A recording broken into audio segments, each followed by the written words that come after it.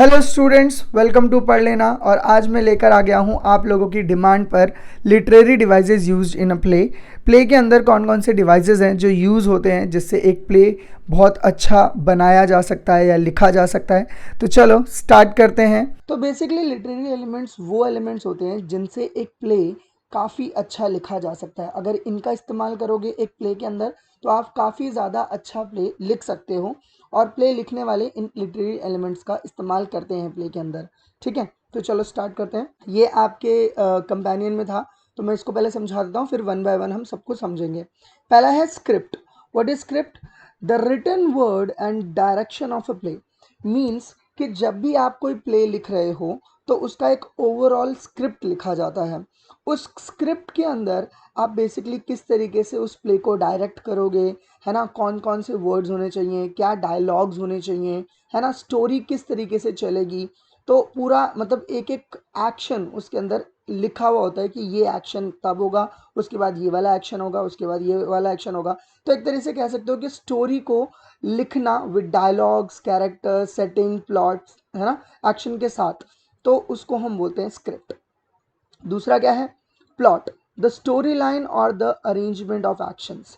तो प्लॉट क्या होता है? प्लॉट होता है कि कौन से एक्शन के बाद कौन सा एक्शन होगा। एक स्टोरी आपने पढ़ी होगी या एक प्ले आपने पढ़ा होगा तो आपने देखा होगा कि हर एक एक्शन के बाद एक दूसरा एक्शन होता है, हर एक एक्शन के बाद दूसरा एक्शन होता है, और इसी से जो एक प्ले है वो इंटरेस्टिंग बनता है। तो प्लॉट वही होता है कि कैसे एक एक्शन के बाद दूसरा एक्शन होगा और उसके बाद फिर तीसरा एक्शन होगा, चौथा एक्शन होगा, और ऐसे करते करते एक पूरा का पूरा प्ले चलेगा। फिर है कैरेक्टर। कैरेक्टर बहुत ज़्यादा इंपॉर्टेंट है। बिना कैरेक्टर के तो आप कोई भी प्ले लिख ही नहीं सकते, कोई भी ड्रामा लिख ही नहीं सकते। तो कैरेक्टर बेसिकली बहुत सारे होते हैं, है ना, एक प्ले के अंदर। जो मेजर कैरेक्टर होते हैं वो होते हैं प्रोटोगोनिस्ट एंड एंटागोनिस्ट। प्रोटोगोनिस्ट होते हैं basically main character of the play, जिसके जो बेसिकली हीरो हीरोइन हो सकते हैं, जिनके साथ एक प्रॉब्लम होती है।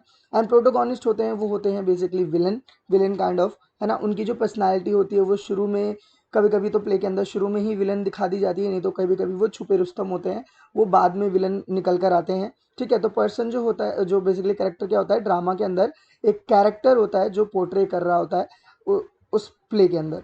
फिर है story organisation. How a story is told, the beginning, middle and the end. कि बेसिकली स्टोरी कैसे ऑर्गेनाइज होती है तो आपको पता होना चाहिए। शुरुआत में अगर आप बिगनिंग नहीं करोगे, इंट्रोड्यूस नहीं करोगे, तो वो जो स्टोरी है, वो जो प्ले है, वो किसी को समझ नहीं आएगी कि क्या लिखा हुआ है। तो उसका बिगनिंग होना बहुत ज़्यादा ज़रूरी है। मिडिल के अंदर हम क्लाइमैक्स देते हैं, एक प्रॉब्लम देते हैं, कॉन्फ्लिक्ट देते हैं कैरेक्टर को, जिससे वो इंटरेस्टिंग हो जाती है पूरी पूरी स्टोरी। और एंडिंग जो होती है वो रिजोल्यूशन के साथ होती है, कंक्लूजन के साथ होती है कि हाँ, स्टोरी में जो है, जो मेन हीरो है या मेन कैरेक्टर है, उसके साथ एक प्रॉब्लम थी, वो प्रॉब्लम ख़त्म हो गई और वो हैप्पीली एवर आफ्टर रहने लगे। तो बेसिकली स्टोरी का एक ऑर्गेनाइजेशन होना चाहिए। अगर स्टोरी आगे पीछे होगी तो लोगों को समझ नहीं आएगी, इंटरेस्टिंग नहीं होगी। सेटिंग। सेटिंग बेसिकली होता है प्लेस जहाँ पे सारे एक्शन हो रहे हों। अब ये प्लेस कुछ भी हो सकता है, ये प्रेजेंट हो सकता है, फ्यूचर हो सकता है, पास्ट हो सकता है। आपने काफ़ी सारी फ्यूचरिस्टिक मूवी देखी होंगी, काफ़ी सारी आपने पास्ट की वॉर वाली, पास्ट के ऊपर देखी होगी, जिसमें वॉर होते हैं या पास्ट में कोई चीज़ होती है, या फ्यूचर से आप पास्ट में चले जाते हो, है ना। तो आपने बहुत सारी स्टोरीज देखी होंगी जिसमें एक्शन जो सेटिंग होता है वो बेसिकली एक प्लेस होता है। जैसे कि गांव की स्टोरी हो सकती है तो विलेज का पूरा सेटिंग होगा। अगर शहर का होगा तो शहर का पूरा पूरा सेटिंग होगा, है ना। अगर कोई फिक्शनल लैंड है तो फिक्शनल लैंड की सेटिंग होगी। हर हर जगह पे हर चीज़ फिक्शन होगा। और कह सकते हो सेटिंग जो है उसमें आपका वेदर भी मायने रखता है कि जो स्टोरी है वो किस वेदर में है, किस किस टेम्परेचर में हो रही है, वो सब आपको देखना होता है सेटिंग के अंदर। डायलॉग्स। डायलॉग्स तो इम्पॉर्टेंट है, अगर कैरेक्टर हैं तो उनके बीच में बातचीत तो होगी। तो डायलॉग जो होते हैं वो दो कैरेक्टर के बीच में स्पोकन कॉन्वर्जेशन होती है। बिना डायलॉग के तो आपको स्टोरी समझ नहीं आएगी। हाँ, पहले साइलेंट मूवीज हुआ करती थी जहाँ पे कैरेक्टर्स नहीं होते थे, सॉरी कैरेक्टर्स होते थे पर डायलॉग्स नहीं होते थे। पर अब डायलॉग के बिना तो पूरी स्टोरी, या आप बोल सकते हो पूरा प्ले अधूरा ही है। मोनोलॉग क्या होता है? मोनोलॉग बेसिकली एक बड़ा सा स्पीच होता है जो एक ही पर्सन दे रहा होता है, मतलब इसमें कैरेक्टर दो नहीं होते, एक ही होता है। या तो वो अपने बारे में सोच रहा होगा, या अपने आप को कोस रहा होगा, या अपने बारे में कुछ बता रहा होगा, तो उसको हम मोनोलॉग बोलते हैं। कॉन्फ्लिक्ट तो बहुत ज़्यादा इंपॉर्टेंट है ना। एक स्टोरी के अंदर अगर कोई परेशानी ना हो हीरो को, कोई दिक्कत ना हो हीरो को, या मेन कैरेक्टर को कोई प्रॉब्लम ना हो, तो वो स्टोरी क्या ही है ना। आपने मोस्टली मूवीज़ देखी होंगी, प्लेस पढ़े होंगे, उसके अंदर आपने देखा होगा कि शुरुआत में इंट्रोडक्शन होता है हीरो हीरोइन का, एंड देन उनकी लाइफ में कुछ प्रॉब्लम होती है, चाहे वो फेथ को लेकर हो, चाहे वो सोसाइटी को लेकर हो, चाहे वो अपने घर में ही क्यों ना कॉन्फ्लिक्ट हो सकता है वो मेन कैरेक्टर अनाथ हो। तो कॉन्फ्लिक्ट होना बहुत ज़रूरी है ना। तो कॉन्फ्लिक्ट को हम क्या बोलते हैं बेसिकली, तो जो कॉन्फ्लिक्ट होता है, द इंटरनल और external struggle between the opposing forces ideas and interests that create a dramatical tension। तो जब आप ड्रामेटिकल टेंशन देखते हो एक स्टोरी के अंदर, जैसे कि मान लो आपने सस्पेंस मूवी देखी, तो उसमें पुलिस जो होता है वो ढूंढने की कोशिश करता है, कि जैसे दृश्यम मूवी देखी होगी आपने, तो उसके अंदर जो दृश्यम मूवी के अंदर वो जो है उसकी लाश को इस तरीके से छुपाता है कि पुलिस ढूंढते रह जाती है पर उस बच्चे की लाश नहीं मिलती। तो बहुत सारी मूवी में आपने देखा होगा कॉन्फ्लिक्ट क्या होता है। ठीक है, तो चलो अब इसको वन बाय वन करके समझ लेते हैं एक बार अच्छे से कि क्या क्या चीज़ें मुझे आपको समझानी है। तो आते हैं, लिटरेरी एलिमेंट्स क्या होते हैं। Literary elements are the tools and techniques that playwriters use to create and convey the meaning to in the play। मैंने आपको बताया कि लिटरेरी एलिमेंट्स वो होते हैं जो बेसिकली एक तरह के टूल और टेक्निक्स होते हैं जो प्ले राइटर यूज़ करते हैं एक प्ले के अंदर मीनिंग लाने के लिए, क्योंकि अगर ये टेक्निक इन सब चीज़ों का इस्तेमाल नहीं करेंगे तो एक प्ले प्ले नहीं कहलाएगा और वो इंटरेस्टिंग नहीं लगी, फिर लोग कौन पढ़ेगा उसे।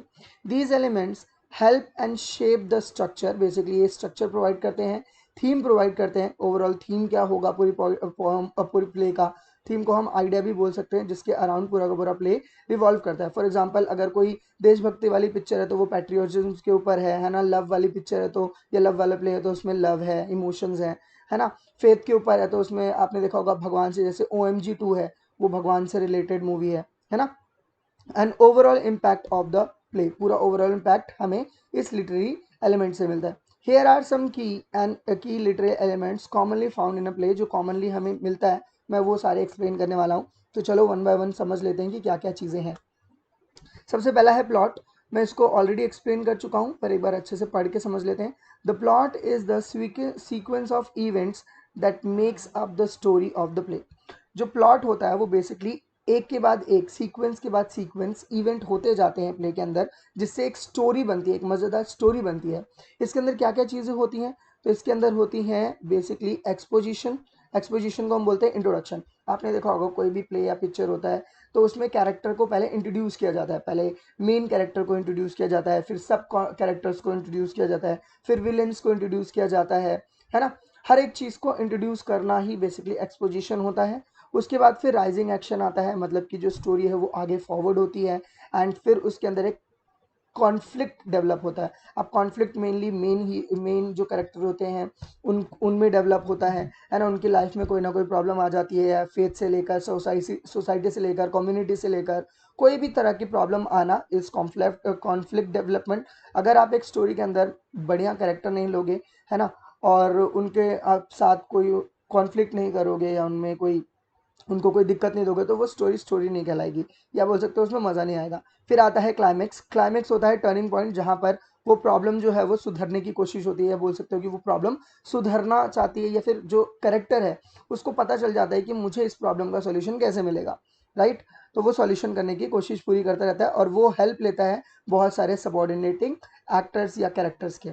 फिर आता है फॉलिंग एक्शन। फॉलिंग एक्शन में बेसिकली रेजोल्यूशन बोल सकते हो कि वो प्रॉब्लम धीरे धीरे क्या हो जाती है, खत्म हो जाती है। एंड फिर आता है डिनोमेंट। डिनोमेंट मतलब कि कंक्लूजन, लास्ट में जो है वो जो प्ले है वो खत्म हो जाता है। वो प्ले आपका सैड एंडिंग पे भी खत्म हो सकता है या का हैप्पी एंडिंग पे भी खत्म हो सकता है। वो तो प्ले राइटर के ऊपर डिपेंडेड है कि वो अपने ऑडियंस को, रीडर्स को वो क्या फील कराना चाह रहा है, ठीक है, at the end of the play. Next है कैरेक्टर्स। देखो कैरेक्टर्स बहुत मेन होते हैं एक प्ले के अंदर। कैरेक्टर क्या होते हैं, तो character are the individuals who inhabited the play and drive the action. तो बेसिकली कैरेक्टर वही होते हैं जो प्ले के अंदर काम करते हैं, प्ले के अंदर एक रोल अदा करते हैं और सारे एक्शंस वही करते हैं। उन्हीं के एक्शन से हमें स्टोरी ज़्यादा मीनिंगफुल लगती है, हमें समझ आती है कि स्टोरी क्या है। कैरेक्टर बहुत तरह के होते हैं, मैंने आपको बताया कि मेन कैरेक्टर होते हैं, जैसे हीरो हो गया, हीरोइन हो गया उस पूरे पूरे प्ले का, फिर उसके सबऑर्डिनेटिव एक्टर्स होते हैं या कैरेक्टर्स होते हैं जो बेसिकली उनको मदद करते हैं उनके कॉन्फ्लिक्ट्स में, उनकी प्रॉब्लम में, वो उनका सहारा लेके आगे बढ़ते हैं, है ना। कैरेक्टर बहुत तरह के भी होते हैं, जैसे कुछ छुपे कैरेक्टर होते हैं जो पहले कुछ और शोकेस करते हैं कि हम ये हैं, पर लास्ट में वो कुछ और होते हैं। कह सकते हो कि वो पहले हीरो की तरफ होते हैं या मेन कैरेक्टर की तरफ होते हैं, फिर वो विलन की तरफ चले जाते हैं। ऐसे कैरेक्टर भी होते हैं। ऐसे कैरेक्टर होते हैं जिनको हमें देख के पता चल जाता है कि ये तो यही होगा, है ना, मतलब इसका हमें फ्यूचर पता रहता है कि हाँ आगे वाली स्टोरी में ये विलन बन जाएगा, ये या फिर ये गलत करेगा कुछ ना कुछ, या दोस्त बन जाएगा, है ना। ऐसे करके हमें कुछ कुछ लोगों का, कुछ कैरेक्टर का ऐसे पता चल जाता है। फिर हमें इंट्रोड्यूस करा जाता है विलन से। तो विलन का कभी कभी क्या होता है कि विलन ऑटोमेटिकली हमें शुरू में पता चल जाता है कि यही पूरी स्टोरी का विलन है, नहीं तो उसे छुपा के रखा जाता है, सस्पेंस क्रिएट किया जाता है। और लास्ट में कभी कभी ये होता है कि जो जिसको हम हीरो समझ रहे होते हैं, जिसको हम बेसिकली मेन कैरेक्टर का दोस्त या फ्रेंड या उसका सबॉर्डिनेट समझ रहे होते हैं, वही क्या निकल जाता है, विलन निकल जाता है। तो बहुत सारे आपने प्ले पढ़े होंगे, आप इसको कोरिलेट कर सकते हो। आगे क्या है, दे हैव डिस्टिंक्ट पर्सनालिटीज। सारे कैरेक्टर्स की अलग अलग पर्सनालिटी होती है, उनके अलग अलग ये रूल्स, उनके अलग अलग वैल्यूज होते हैं। और आप कुछ कुछ किसी ना किसी कैरेक्टर से आप क्या कर पाते हो, रिलेट कर पाते हो कि हाँ मेरी लाइफ में भी ऐसा था। वो मोटिवेशन देते हैं।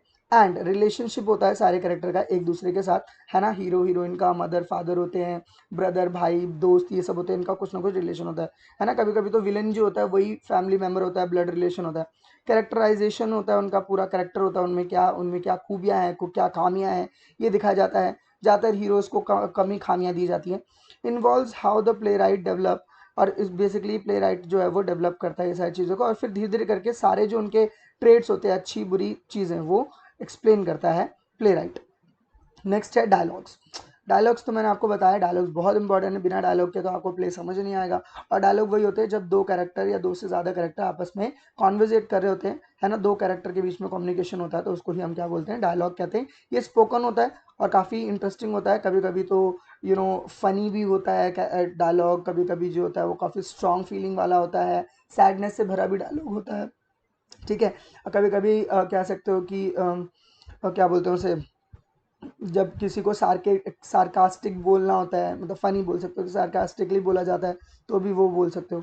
It is a primary mean of advancing the plot. Plot को पूरा एडवांस करना, एक्शन को पूरा एडवांस करना, एक्शन को पूरा निखार देता है जब डायलॉग होते हैं। तो आपने देखा होगा कि फाइट सीन्स आते हैं, तब भी जो है लोग बोल रहे होते हैं एक दूसरे से, वो उसको बता रहा होता है कि तेरी वजह से मेरे साथ ये हुआ, ये वगैरह, है ना। तो आपको समझ आता है कि अच्छा वो क्यों उसको पीट रहा है, चाहे मिडल में ही क्यों ना वो मूवी या प्ले देख रहे हो, है ना। इफेक्टिव डायलॉग जो है वो बेसिकली बहुत अच्छा मैसेज कन्वे कर सकता है लोगों को, और लोगों के अंदर जो इमोशंस है उन प्ले को देखकर वो बढ़ सकते हैं, उनको जो फीलिंग है वो बढ़ सकते हैं। मैंने बताया मोनोलॉग भी होता है, डायलॉग का एक और हिस्सा होता है मोनोलॉग। वहाँ पे अपना कैरेक्टर अपना खुद का इंट्रोडक्शन कर रहा होता है या अपने बारे में कुछ बता रहा होता है। और एक बेसिकली सॉलिक्यू भी होता है। सॉलिक्यू जो होता है वो बेसिकली आपने देखा होगा कि कोई प्ले बिगिन शुरू होता है तो एक अजीब अलग सी आवाज़ आती है, जो बेसिकली कैरेक्टर नहीं होते, या कभी कभी कैरेक्टर भी होते हैं जो अपने ही बारे में बता रहे होते हैं, या लोगों के कैरेक्टर के बारे में बता रहे होते हैं, या कैरेक्टर को इंट्रोड्यूस कर रहे होते हैं, है ना। सॉलिक्यू बोलते हैं सर।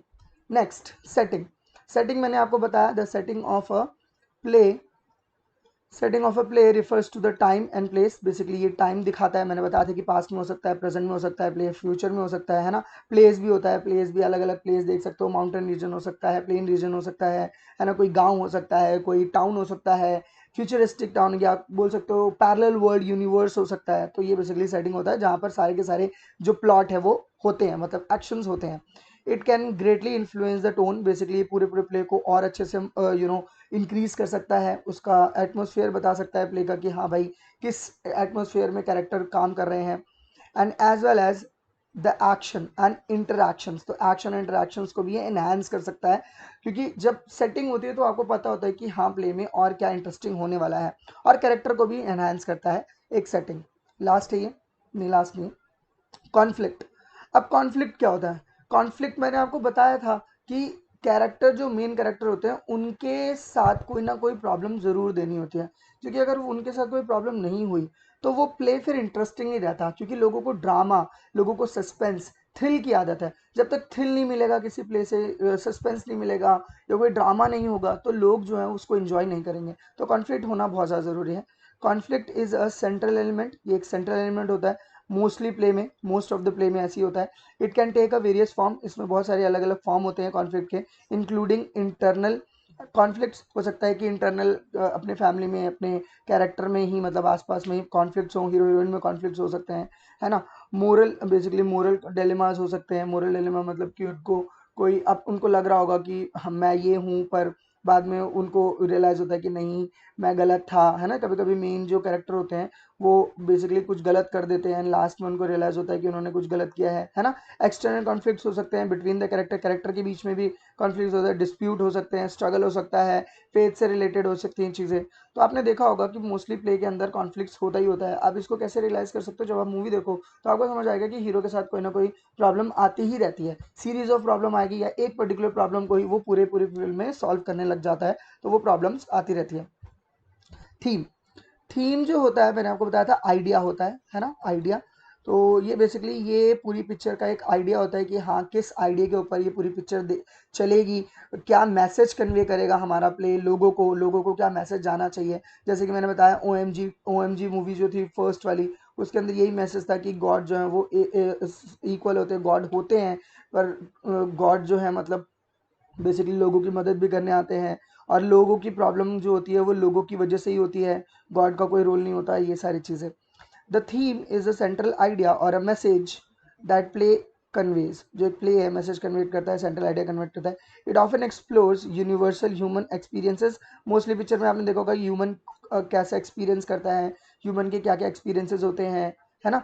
मोरल डिलेमास को भी वो दिखाता है, सोसाइटी के कौन कौन से इश्यूज हैं, जैसे डाउरी सिस्टम दिखा दिया, पॉल्यूशन दिखा दिया, है ना।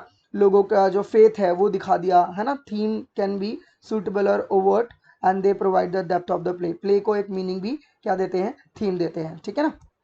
Last, conflict resolution. अगर कॉन्फ्लिक्ट दिया है आपने, किसी कैरेक्टर को कोई प्रॉब्लम दी है, तो उसका रेजोल्यूशन होना भी ज़रूरी है। अगर आपने कॉन्फ्लिक्ट दे दिया और उसका रेजोल्यूशन ना हुआ, तो फिर वो प्ले ही क्या है ना।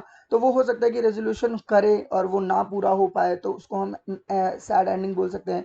और कॉन्फ्लिक्ट ज़्यादातर आपने पिक्चर देखा होगा कि हैप्पी एंडिंग ही होती है। एक हीरो होता है, एक हीरोइन होती है, उनकी लाइफ में कोई प्रॉब्लम होती है, वो धीरे धीरे वो प्रॉब्लम सॉल्व होती है, वो लड़ते हैं उसके लिए, एंड फाइनली वो आपस में मीट कर लेते हैं, शादी कर लेते हैं। तो ये एक बेसिकली मेन थीम मैंने बताया है कि होता है। तो लास्ट में कॉन्फ्लिक्ट रेजोल्यूशन होना जरूरी है, और वो कॉन्फ्लिक्ट रेजोल्यूशन दूसरे कैरेक्टर की मदद से भी कर सकते हैं, खुद भी कर लेते हैं। The resolution of the conflicts and the ultimate outcome of the play contribute to its overall impact. Basically ये प्ले जो होता है उसमें आउटकम आता है, अल्टीमेटली आउटकम क्या आता है कि क्या हुआ लास्ट में, sad ending, happy ending. This can be very form a neat and tidy resolution. Last में हमें नीट एंड टाइडी रेजोल्यूशन देना होता है, जिससे लोगों को स्टोरी का डेप्थ समझ आए कि हाँ, ये प्ले जो है हमें ये मैसेज कन्वे करना चाह रहा था। टू मोर ओपन एंडेड मतलब कि ओपन एंडेड होना चाहिए प्ले, जिसके अंदर कंक्लूजन सबको समझ आए कि अच्छा, स्टोरी में ये था, शुरू में ये हुआ और लास्ट में ये हो गया। और एम्बिगुअस कंक्लूजन, और पूरा एक्सप्लेन होना चाहिए, एक्सप्लेन्ड कंक्लूजन होना चाहिए, बिल्कुल ही लोगों को पता चल जाए कि प्ले में क्या हो रहा था और क्या बताया जा रहा था प्ले के अंदर। तो कॉन्फ्लिक्ट रेजोल्यूशन एक तरह से सॉल्यूशन ही बोल सकते हो, कि जो भी मेन कैरेक्टर को प्रॉब्लम आने वाली है वो सॉल्यूशन हो गया है, और हैप्पी एंडिंग हुई है उसकी प्ले की। आई होप आपको इस वीडियो में जो भी समझाया गया वो आपको अच्छे से समझ आया है। अगर इस वीडियो से रिलेटेड कोई भी डाउट है तो आप मुझसे कमेंट सेक्शन में पूछ सकते हैं, और ऐसी और भी वीडियोस के लिए आप मेरे चैनल को लाइक कर सकते हैं, सब्सक्राइब कर सकते हैं। मिलेंगे नेक्स्ट वीडियो में।